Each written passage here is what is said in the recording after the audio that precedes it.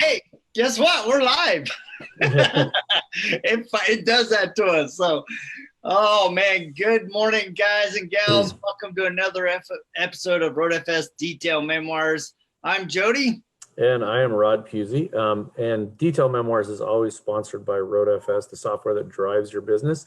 Please remember to go out and subscribe to this on YouTube. Once you're done watching it live on Facebook, it takes like fractions of a second. It costs you no money, and it helps us keep this process going for other people. So thank you. Yeah, and we are all sequestered in our home offices today and super excited because we have Marcy Tran from Clean Car Custom Detail. I actually met her at the Detailpreneurs bowling event at Mobile Tech Expo. And I was so intrigued and impressed by her that I'm like, I have to get her on RoadFS Detail Memoir. So good morning to you. Good morning, guys. Yeah, I don't know what was intriguing. I just know I really enjoyed your presentation that you gave at Mobile Tech. It was so enthusiastic and educational, and the illustrations that you gave us, it was top notch. Oh, well, thank you. Yeah, we had a really good time. Rod and I speak every year, and we like to be engaged with people, with the detailers, the business owners. And I think what it was, I mean, that event was so much fun. And I think a lot of people just really let their natural selves come out. And here I am sitting there talking to you, and I'm like, wow, this is a lady that has a very strong detailing business, but it's a couple business, right? It's you and your husband, Alex. That's correct. Yes. So how did you guys get started in detailing? Excuse me. We didn't jointly start. It actually was him on his own, and he started as a mobile painter. That was around 2012, and he did that exclusively. But you know, that was the beginning of a business, and so you're really scrapping, you're really looking for work, and he kept getting recommendations that he should detail. And here we are, you know, just trying to scrape by and pay bills, and he kept saying, "I don't detail. That's not what I do. I paint." And finally, you know, hello. So we went out. I like to tell this. I like numbers, so he went out and bought $250 worth of materials. I think he already had an extractor, but you know, the chemicals, and made it back in one day. So he was doing whatever work he could get. So that meant what we call, I don't know if y'all call it dirt lots, you know, the small little bitty dealerships. He was painting there, and they would say, do you know a detailer? Do you know a detailer? So that's how he was able to make that little investment back, just like that. And so at that time, the kids were very little. I was homeschooling. And then we ended up over time landing a job inside of a dealership, landing their detail department. He kept knocking on the door saying, he was already painting and saying, "Hey, how's your detailing?" Because he was getting it with popcorn here and there from other places. And one day they called him up and said, are you still willing to do that? So we just moved in, but we had to hit the ground running. They were backed up, you know, dealerships don't call you until there's a problem. And we had to staff up fast. So I call that job our paid internship, you know, got 1,000 reps. It was a lot of learning, and a lot of learning by mistake with the whole deal. But we got sharper and sharper until we realized that model wasn't working anymore, because we had to keep their hours. No matter what, you're not released until they say you can go. And if there's no cars coming through and you're only waiting for one little quickie wash, I still have people on the payroll. So after some time, then we finally left them and went mobile. And, you know, basically our business model, we just refuse to quit and do whatever it takes and stay alive. And that's what we've done. So we did mobile for a while, and I kept wondering, why aren't we getting more calls? Every person that does hear about us, and it was pretty much exclusively by word of mouth, they're pleased and they say they like it. Why isn't my phone ringing more? You guys, I didn't know that you had to have a Google My Business account. I didn't know that. So that might be why my phone wasn't ringing. So I really had to learn things, you know, the hard way. We ended up renting a little location. We were really worried to do that because, you know, that meant more overhead. Yeah. And I also didn't know anything about zoning. So we rented a location, but then people started to see us. Just what a difference. You know, mobile has its benefits, and having a fixed location, you know, you just have to wait for yourself what it was. But for us, having a fixed location has been a massive game changer. I was just filling out that SBA loan and actually got to see what my numbers have done, you know, year after year. Yeah. And yeah, the fixed location, public started to see us, but not having done my homework and just rented a place, I found out the city came and said, you can't stay here. So that forced us to have to move. I live in a very small town. I'm like 1.5 miles away from the first location, but we found a property that we were able to purchase. So it's just, number-wise, it's just amazing. So that's awesome. Yeah. So yeah, but before, so there's something unique about the property that you bought. You guys are actually living there and running your business, correct? Yes. The property is on the main strip that goes into downtown. I'm 2 blocks from downtown. It has a 4-stall garage. The front yard, if you want to call it a yard, the front area is all concreted, and it has an 1,800 square foot office. Office had a kitchen and a shower. So we did some revamping, moving the kitchen from a little galley to the other side, added some walls. It's totally, we live here. I mean, our commute, you can't beat it, guys. It's like you've been sequestered with your husband for like 3 years. So this is no big deal, right? This is just this is another day. You guys, this thing doesn't bother me at all. I'm already a homebody and I love getting things done. So it's just like, what's been on my list that I haven't been able to tackle for the last 6 months? Yeah. So speaking of, you know, what's going on, how has Corona shaken your business? Or are there things that you're doing differently now than you were before? Yeah, definitely things changed. What has surprised us is that I think about a month ago, I expected just the bottom to fall out, and people just kept calling us. And where I am, the virus just hit us 1 week ago.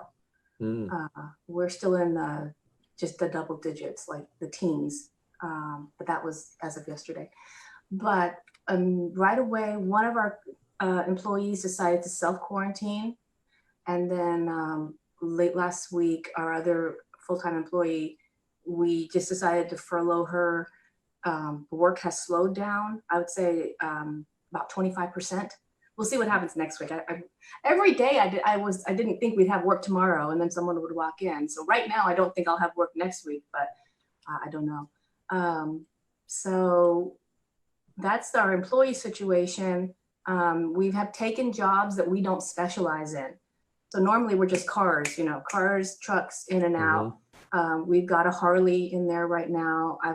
We've got an Airstream in the back, and they're almost, the Harley's done. So that's kind of outside of our comfort zone, but that's one, you know, it's made us a little more diverse. And then as far as protection, we're taking a lot more precautions. First of all, if someone calls us, we go through a whole COVID screening questionnaire. So we want to know where you've been. Have you been in contact with anyone? Do you agree to continue social distancing until you come here? And then once we have our hands on a car, before we even drive it, we hook up our ozone machine for half an hour. I know that nothing is guaranteed. Nothing is, you know, oh, I'm safe now. So after that, then we, you know, mask up, glove up, do all that. And Alex just purchased a heavy duty respirator, and he's got some heavy duty respirators. So this one's even a step bigger because he used to paint. Right. So that's pretty much our. So where are you actually located then? I am in a small town halfway in between Houston and Brenham. Oh, Houston and Austin. The town is called Brenham. And so in Texas, are they allowing like individual counties and municipalities to kind of regulate their own stay at home or, you know, regulations? I think it has been that, but as of yesterday, the governor extended the stay at home thing for 1 more month. So best I can tell, and I'm sorry, I'm not like deeply researched on yeah, this. that's fine. We're not as locked down as like California or Florida. Mm-hmm. But I mean, try and tell some Texans what to do and see how that goes. Yeah, I was just on a conference right before this one, where we had people from both sides of the country, some in California and some in Florida. And Florida is on a statewide. They started out doing it county by county and city by city, and now Justin Lovato was saying that the governors came out and said it's statewide and it's a mandatory. And it was they're shutting down businesses. And I know I talked to somebody in California last week. And it was bad enough in California that they were actually shutting off power to businesses to get people to stop going into work, just because the numbers that they had were increasing at such a rate that they had to go out there because people weren't self-policing.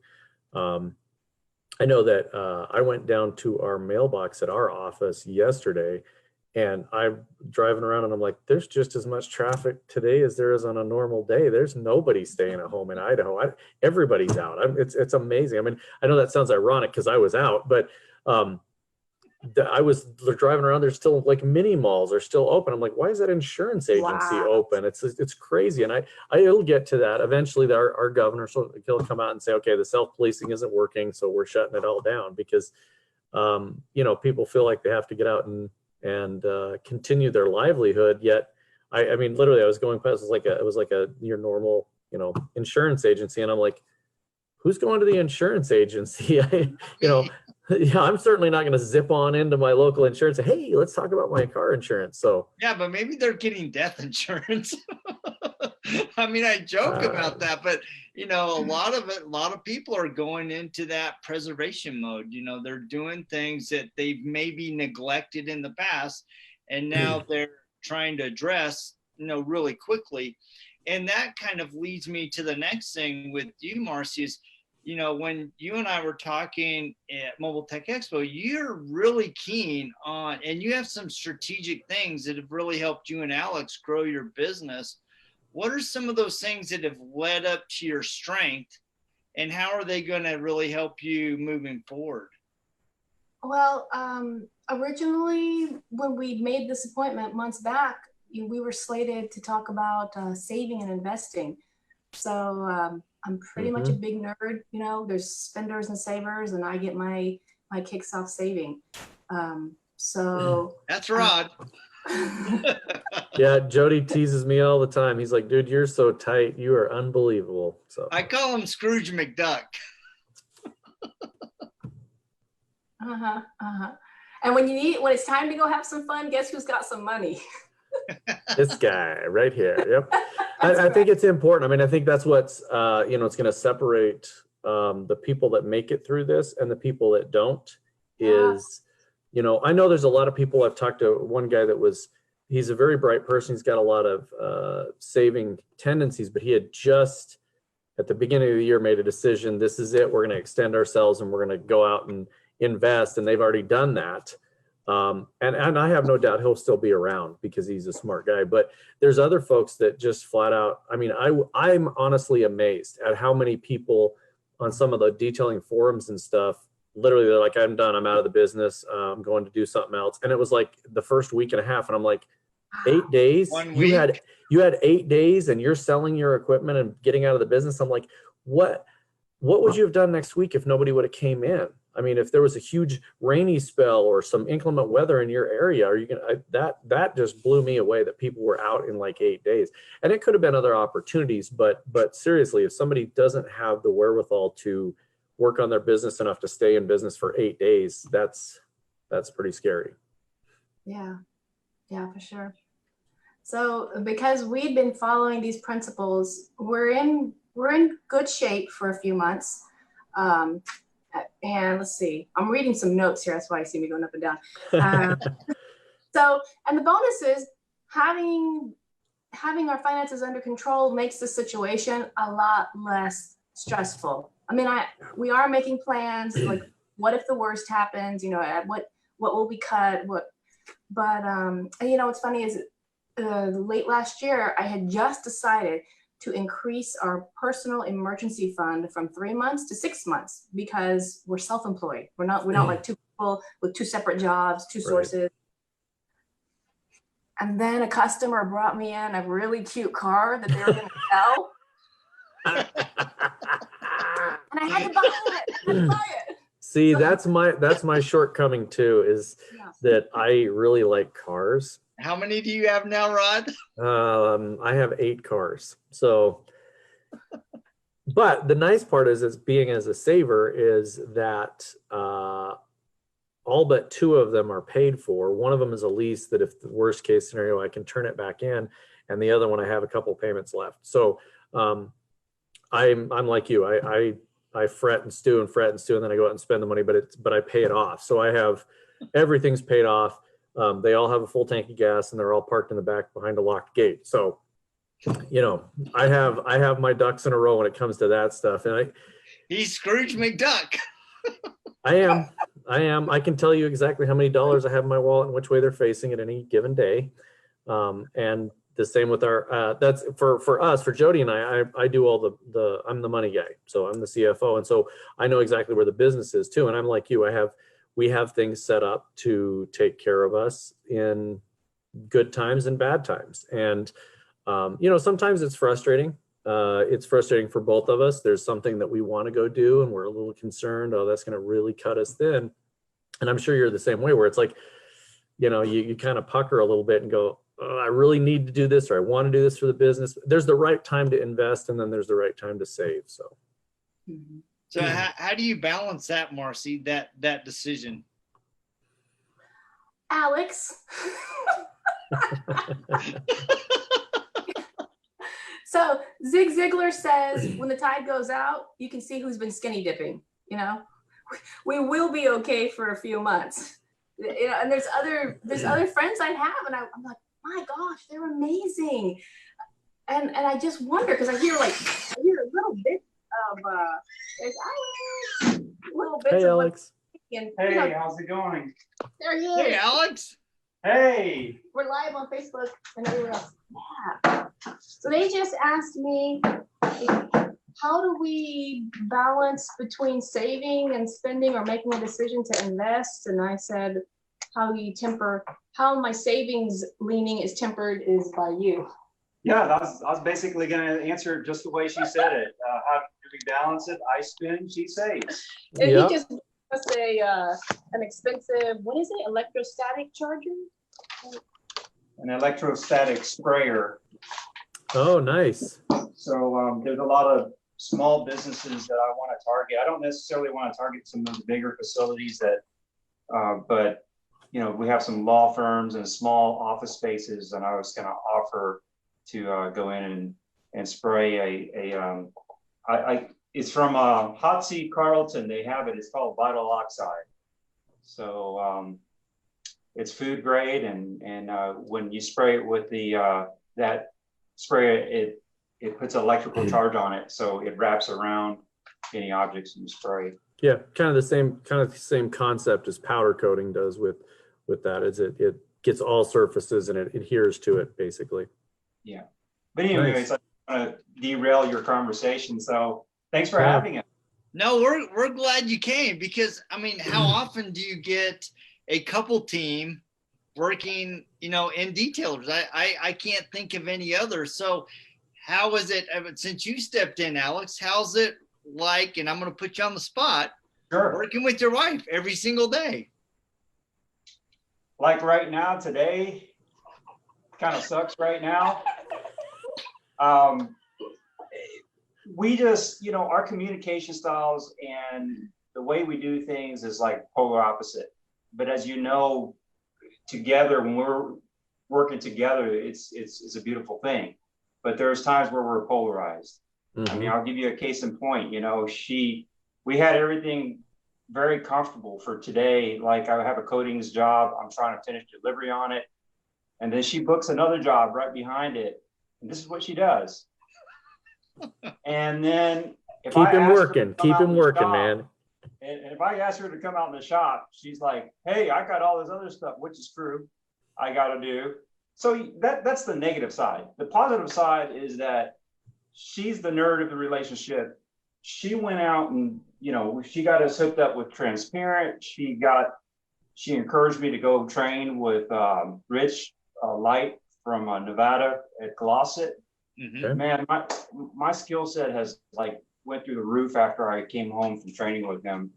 And just getting with you guys, I mean, all the educational aspect, the improving, the learning, all the audio tapes she makes me listen to, all that stuff. You know, as much as I hate it, it helps me.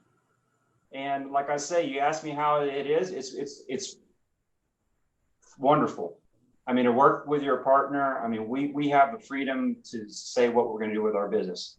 And right now, even though things have slowed down, we're taking this opportunity to build, because one of the things that before this COVID-19 came out, we already did not like our pricing and our menu.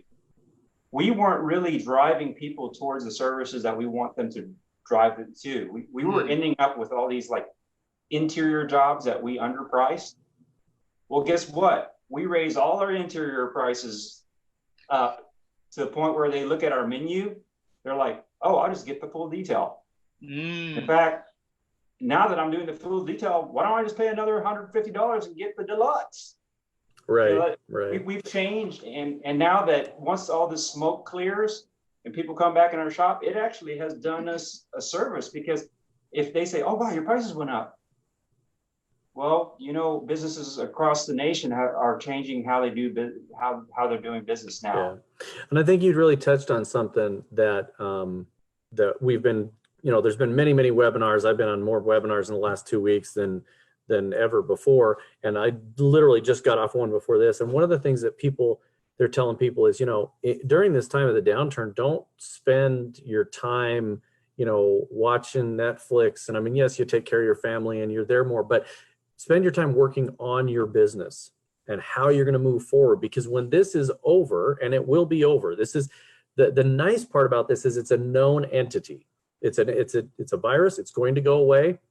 That curve is going to start coming down.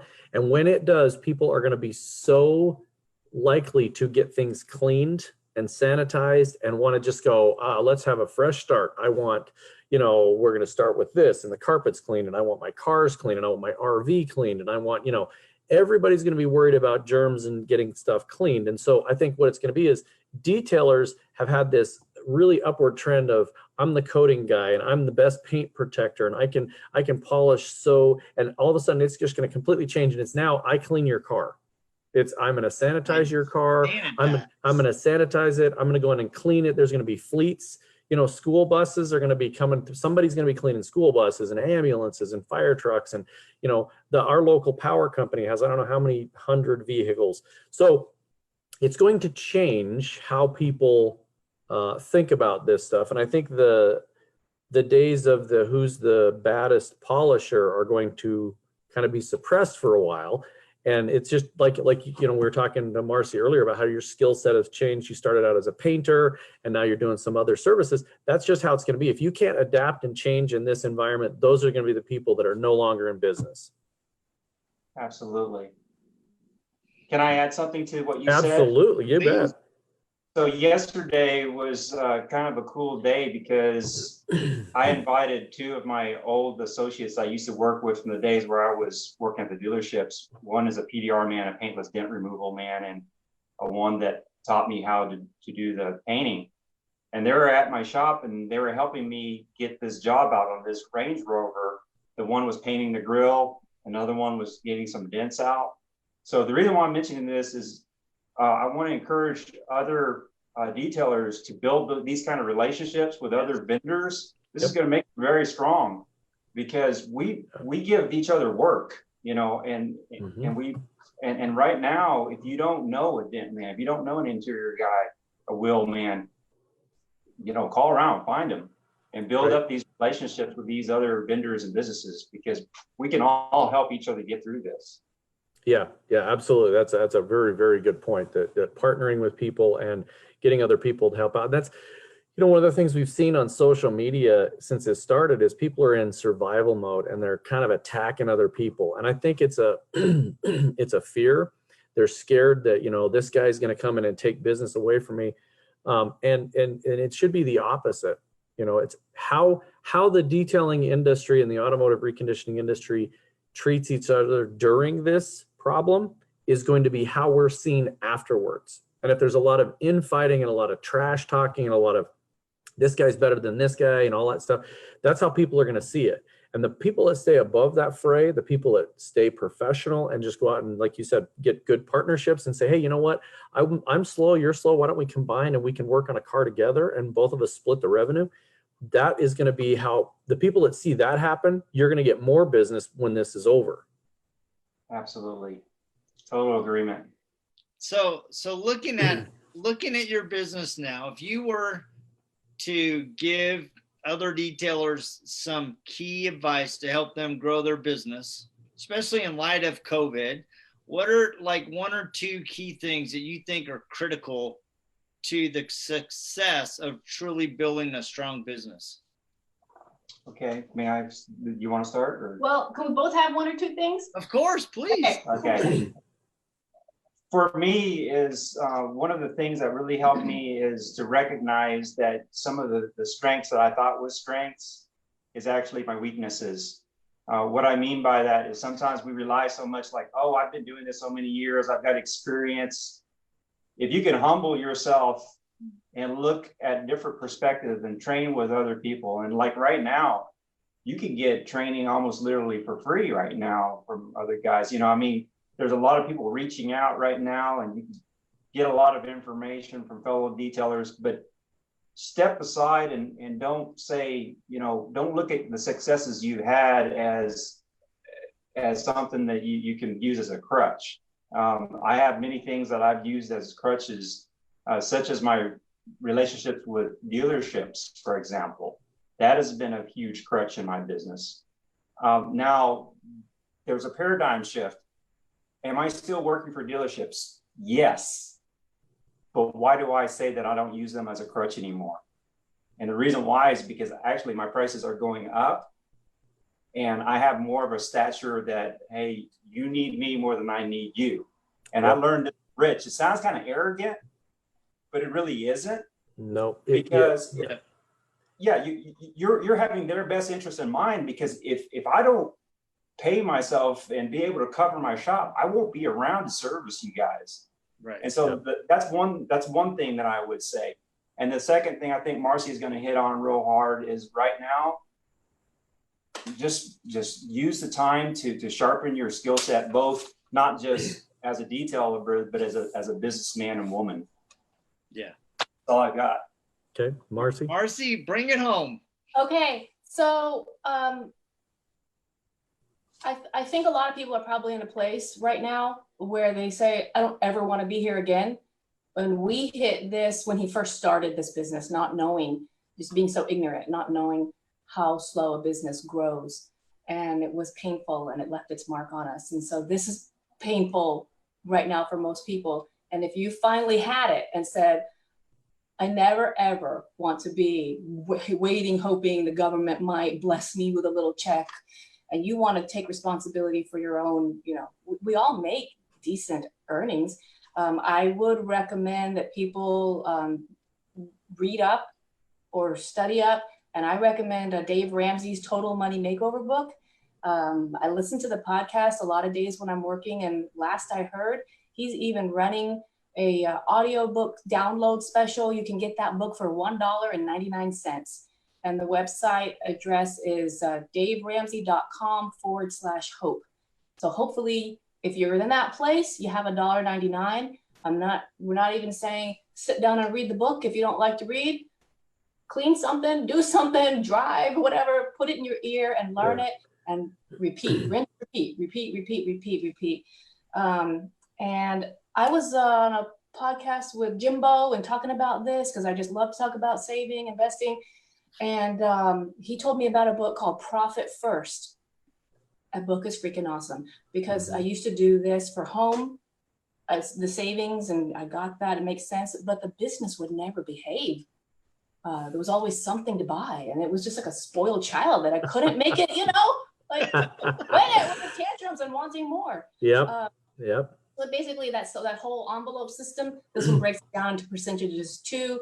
This one for me has not been as easy and quick to understand and assimilate, but maybe because I was doing Total Money Makeover for more years.